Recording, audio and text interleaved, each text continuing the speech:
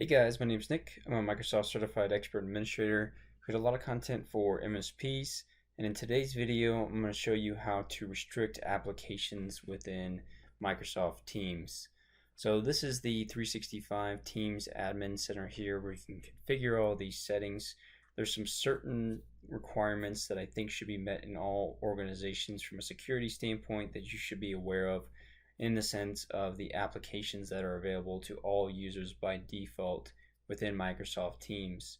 So whenever you get into the Admin Center here, the first thing that we're going to look at is, first and foremost, blocking third-party applications. So when I go over to the Teams app section here, I can click on permission policies, and I'm going to go to the organizational default here.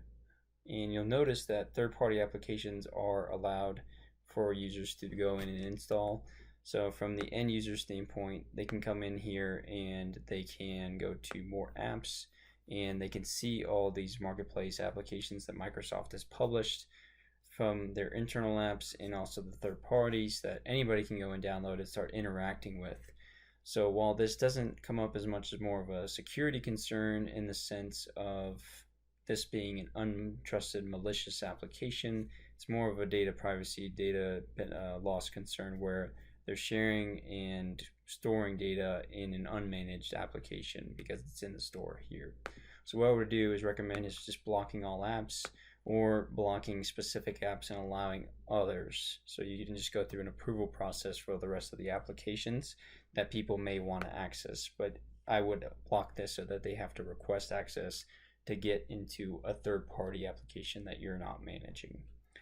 The next thing we want to look at is the setup policies here. So one thing that you can configure is the sidebar here of what the end user sees when they log into Microsoft Teams. So cool thing is that you can configure what that actually looks like for them. I'd recommend adding applications here that you want them to drill into that are managed applications that you can control and gives them better direction on how to be productive rather than trying to search through a ton of different applications. You can actually create many of these different policies and scope them to certain users, so that maybe if one department accesses certain applications, you can have them already pre-listed on the side of the Teams application there, so it just helps them in a productivity standpoint and compliance standpoint in using only managed applications. The only downside to this right now currently is that in order to assign these policies you're creating to users, you do have to go into the user section of the Teams Admin Center, click on one of the users and click on policies, and then go ahead and edit and switch it up here.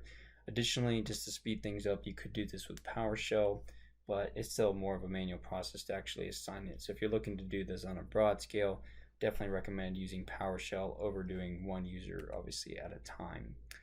The last thing that I wanted to show you here as far as the applications go is the ability to turn off the settings for third-party cloud storage on your Teams channel.